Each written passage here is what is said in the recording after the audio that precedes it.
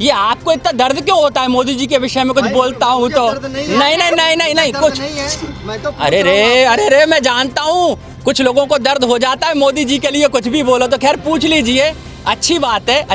मोदी जी के लिए थोड़ा बहुत प्रेम आपके मन में होना चाहिए।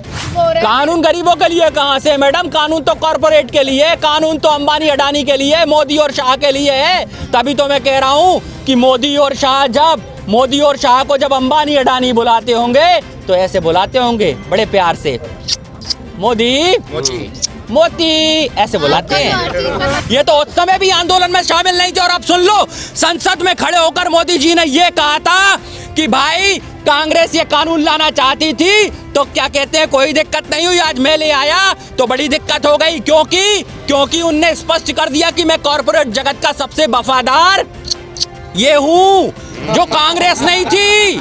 कांग्रेस तो मान गई, मैं नहीं मानने वाला। क्या अपनी पत्नी को और अपनी माँ को देश हित में छोड़ रखा है? सारी कमाई दान करते हैं यार अपनी पत्नी और अपनी क्या कहते हैं माँ को छोड़कर क्या बताना चाहते हैं पूरे देश को? एक प्रधानमंत्री क्या संदेश देना चाहता है? पूरे देश के लोग रणुए हो जाएं, पूरे देश के लोग अपनी पत्नियों को छोड़ दें कि दम दम में दम है, फिक्र नहीं अब जान की, और अब तो दिल में उठ पड़ी है देखने की जिद आजाद हिंदुस्तान की, आजाद हिंदुस्तान की। जैसा कि यहाँ की रणनीति है हमारे संयुक्त किसान मोर्चा की कि एक खेत में भी रहेगा, एक पंचायत में भी रहेगा और एक आंदोलन में भी रहेगा। 3 प्रकार से हम आंदोलन को हर जगह जाकर मजबूत करेंगे। तो थोड़ा बहुत जरूरी है ना पंचायतों को देखना भी। पंचायत से लग रहा है कुछ होगा क्या? पंचायत से लग रहा है कुछ होगा? क्यों नहीं होगा? जब गांव की पुकार संसद तक जाती है तभी तो किसान की आवाज़ मजबूत हो जाती है। अब गांव की आवाज़ जाना बंद हो गई है ना। आप देखिए ना, गांव में रोडें तब डाली हैं जब गांव का किसान निकलकर शहर में आ गया। मोदी जी उल्टा काम करते हैं। तभी तो मैंने कहा है कि सियासत भी इस कदर हम पे एहसान करती है कि पहले आंखें छीन लेती है, फिर चश्मे दान करती है, तो ऐसे एहसान नहीं चाहिए। धीरे धीरे आप आगे बढ़ते जा रहे हैं, पहले चक्का जाम, फिर रेल रोको अभियान, संसद का घेराव, पीएम ऑफिस तक जाने तक की तो आपकी रणनीति नहीं है? बिल्कुल है। हम तो चाहते हैं कोई किसान पुत्र इस बार संसद तक जाए और प्रधानमंत्री बन जाए, कम से कम देश का भला तो हो जाए। एक किसान पुत्र हुए थे चौधरी चरण सिंह, जिन्होंने क्या कहते हैं प्रधानमंत्री बनकर देश का भला किया। ऐसे ही कोई किसान पुत्र बनना चाहिए। क्या बुराई है? दिक्कत है क्या आपको?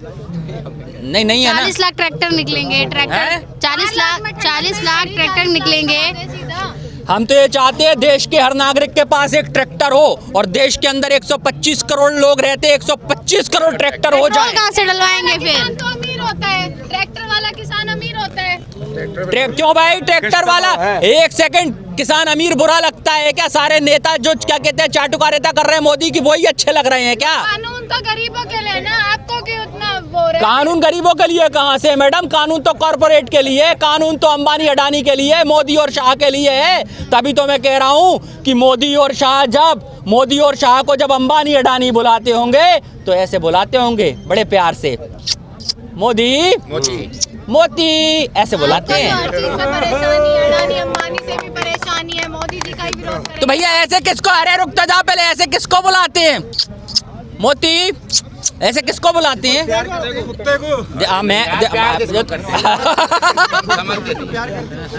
क्या देखो भैया, यहाँ कोई दिक्कत नहीं है, सबको सब प्यार करने वाले लोग रहते हैं और जो जिसको ज्यादा प्यार करता है उस पर वफादारी का ज्यादा विश्वास होता है। और हमें मोदी जी की वफादारी पर कभी विश्वास हुआ करता था, लेकिन हमें क्या पता था चौकीदार चोर निकलेगा। अच्छा, किसान आंदोलन हो रहा है लेकिन मोदी जी तो रैली चौकीदार चोर है, पहले बोलो चौकीदार चोर है। लेकिन प्रधानमंत्री जी है, सुनिए तो सही आप, माननीय प्रधानमंत्री जी जब आपको बोल रहे हैं एमएसपी की बात, फिर भी चिड़े हुए हैं क्या? ये हाथ दोनों ऊपर खड़े करूं? मानते क्यों नहीं है? अगर माननीय है तो मान जाओ ना, ये जनता है। और बता दो अपने पापा अपने घर से कितने पैसे चोरी करके भगे थे, तभी तो आपको कहते हैं आज चौकीदार चोर है। अच्छा, आप आंदोलन कर रहे हैं, प्रधानमंत्री जी तो अपनी रैली निकाल रहे हैं, स्टेडियम के नाम अपने नाम पर कर रहे हैं। भैया प्रधानमंत्री जी भाजपा के हैं या देश के हैं, पहले तो ये बता दें। अगर भाजपा के प्रधानमंत्री हैं तो हम प्रधानमंत्री कहना बंद करें और देश में जनता के प्रधानमंत्री नए बना दें। सवाल नहीं है तो पूछो। डिसाइड करेगा ना कि भाजपा के हैं या पूरे देश के हैं। कौन डिसाइड करेगा? देश। ये आपको इतना दर्द क्यों होता है मोदी जी के विषय में कुछ बोलता हूँ तो? नहीं कुछ मैं तो अरे रे मैं जानता हूँ कुछ लोगों को दर्द हो जाता है मोदी जी के लिए कुछ भी बोलो तो। खैर पूछ लीजिए, अच्छी बात है मोदी जी के लिए थोड़ा बहुत प्रेम आपके मन में होना चाहिए। हाँ प्लीज। लेकिन इन्होंने जो स्टेडियम का नाम भले ही नरेंद्र मोदी रखा है, नरेंद्र मोदी स्टेडियम, वो तो अपने पापा का नाम भी बदल के नरेंद्र मोदी रखने वाले थे, पर वो रख नहीं पाए क्योंकि पापा ने पहले ही लात मार के भगा दिया। अब हम चाहते हैं, क्या कहते हैं, हम चाहते हैं कि मोदी जी को हम भी लात मार के भगा दे, नहीं तो किसी ने भारत का नाम बदल के मोदी रख दिया जाएगा। लेकिन कहीं ना कहीं पूरे विश्व में एक भारत की छवि तो बनेगी ना कि सबसे बड़ा किस बात की? चोर की? भाई प्रधानमंत्री को क्या जाता है, क्या कहा जाता है? चौकीदार चोर है, तो अगर चोर प्रधानमंत्री बन जाएगा तो पूरे देश की छवि खराब हो जाएगी। आप कैसे कर रहे हैं यार? मत करिए, मोदी जी से इतना प्यार छोड़ दीजिए। अब गुजरात के चुनाव का आ तो गया नतीजा, अब क्या लेंगे आप? गुजरात तो कॉर्पोरेट घराना है, तो कॉर्पोरेट के लिए काम करेंगे तो कॉर्पोरेट तो जिताएगा ना। जरा जीत के बताए ना, पंजाब में, हरियाणा में, इस तरफ पश्चिमी उत्तर प्रदेश में जहाँ सबसे ज्यादा खेती बाड़ी होती है, वहाँ जीते, किसानों को जवाब दें। किसान नहीं है गुजरात में भी तो किसान है। एक मिनट, वहाँ पर किसान है, पर वहाँ किसान है, मोदी भक्त किसान है। जैसे अंग्रेज परस्त भी उस समय कुछ जनता हुआ करती थी जिन्होंने गुलामी स्वीकार कर ली, ऐसे ही मानसिक विकलांग लोग आज भी हैं। शारीरिक विकलांग लोग आज यहाँ आ चुके हैं पर मानसिक विकलांग नहीं आ पाए। पूरे गुजरात में ऐसा कोई भी किसान नहीं है जिसे इस कानून में कोई कमी दिख रही है। किसको?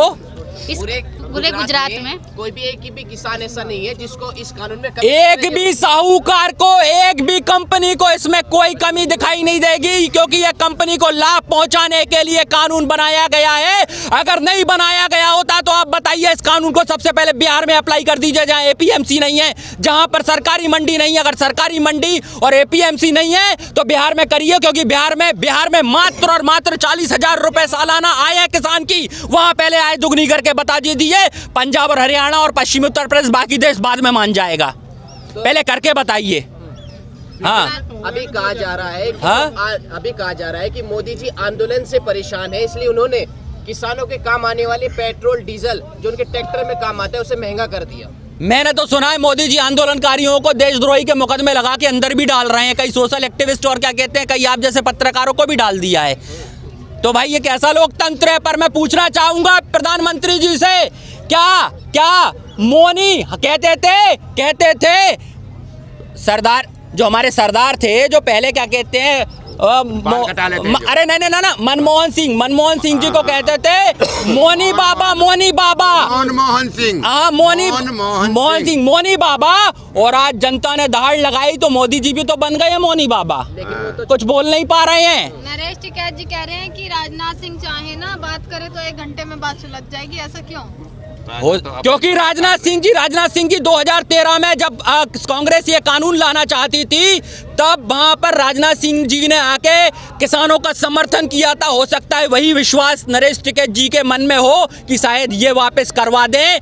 लेकिन बात ये है कि अगर कांग्रेस ये कानून लाना चाहती थी तो बीजेपी खुलकर कह दे कि ये भी कांग्रेसी है तो हम इसे भी लात मार देंगे। पूरे बीजेपी में टिकैत साहब को राजनाथ सिंह जी क्यों दिखे? मोदी जी का नाम बोल देते कि अगर मोदी जी आके बात कर ले तो सारी बात सुलझ। तो मोदी जी उस समय थोड़ी आए थे जब किसान आंदोलन चल रहा था कांग्रेस के खिलाफ। अगर मोदी जी मंच पे आए होते किसानों की भलाई के लिए, मैं तभी तो कह रहा हूँ, ये तो उस समय भी आंदोलन में शामिल नहीं थे। और अब सुन लो, संसद में खड़े होकर मोदी जी ने ये कहा था कि भाई कांग्रेस ये कानून लाना चाहती थी तो क्या कहते हैं, कोई दिक्कत नहीं हुई, आज मैं ले आया तो बड़ी दिक्कत हो गई। क्योंकि उनने स्पष्ट कर दिया कि मैं कॉर्पोरेट जगत का सबसे वफादार ये हूँ, जो कांग्रेस नहीं थी। कांग्रेस तो मान गई, मैं नहीं मानने वाला।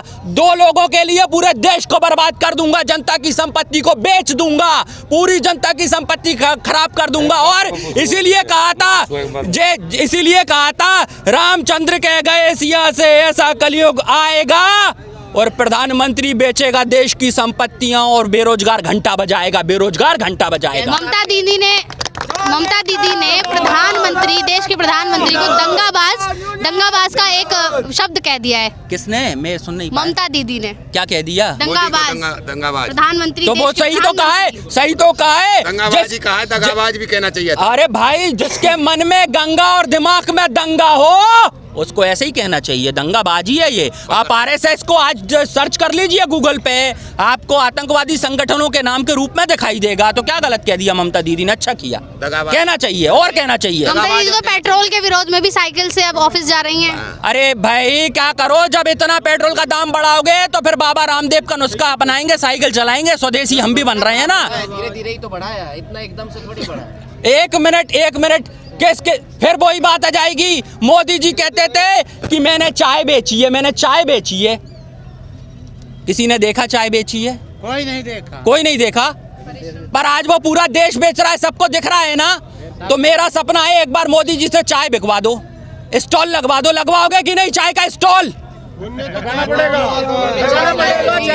जब चाइना के राष्ट्रपति पिछली बार भारत आए थे, उन्होंने चाय पिलाई थी उन्हें। किसे? इडली में बना किसने कप में बना के चाइना किसने? मोदी जी ने पिलाई थी ना। वो इसीलिए पिलाई थी, उनने बताया था तुम हमारे थोड़ा सा अंदर आ जाओ, तुम थोड़ा सा अंदर आ जाओ। जितनी चाय पिलाई थी उतना उनने चीन को अंदर घुसा लिया और फिर कहने लगे कि 56 इंच का सीना है मेरा, 56 इंच का सीना है। अरे मैंने तभी तो कहा तेरा 56 इंच का सीना है, लेकिन अब तुझे गीदड़ बनकर जीना है, अब तुझे गीदड़ बनकर जीना है। साहब कह रहे हैं कि जब लोग इकट्ठे होते हैं तो सरकारें बदल जाती है, लेकिन सरकार तो आपको लोग मान ही नहीं रही है। एक छोटे से तबके से मान रही है कि आप यहाँ पे बैठे। तो कह दे वो संविधान को नहीं मानते, क्योंकि भीड़ को इस आज के देश में प्रजातंत्र कहा जाता है। और प्रजातंत्र को भीड़ कहकर उस शब्द की उपेक्षा मत कीजिए। संविधान से देश चलता है, एक राजकता से देश नहीं चलता। अगर देश को चलाना है तो भीड़ तंत्र को अपनाना होगा, प्रजातंत्र को अपनाना होगा।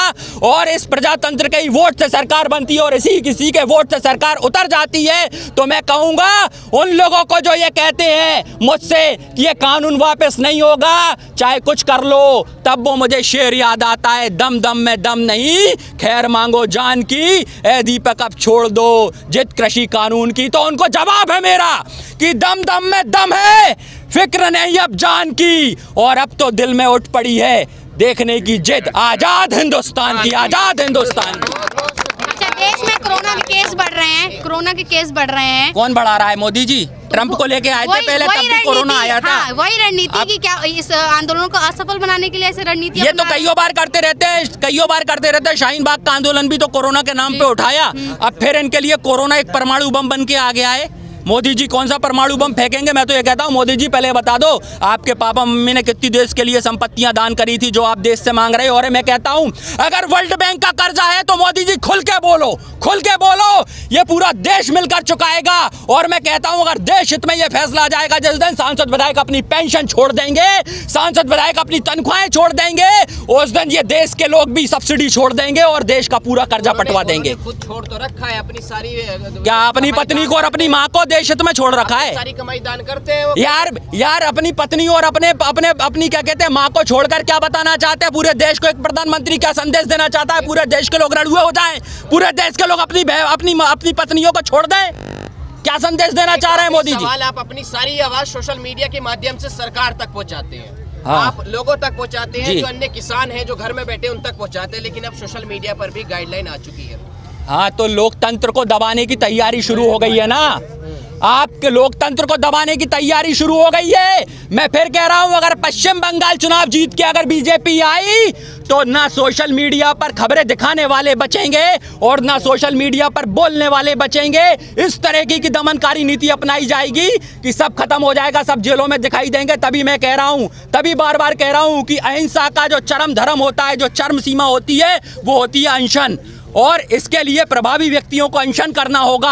और हिंसा का प्रभावी तरीका होता है, चरम सीमा होती है गोरिल्ला वॉर। जब ये आंदोलन अहिंसात्मक चल रहा है तो इसमें अनशन की भूमिका प्रभावी लीडरों को डालना होगी। उस दिन से देखिएगा सरकार की नब्ज चलने लग जाएगी और सरकार हिलने लग जाएगी। जैसे हमारे टिकैत साहब की एक आंसू ने सैलाब ला दिया था, वैसे ही सैलाब फिर लौट जाएगा।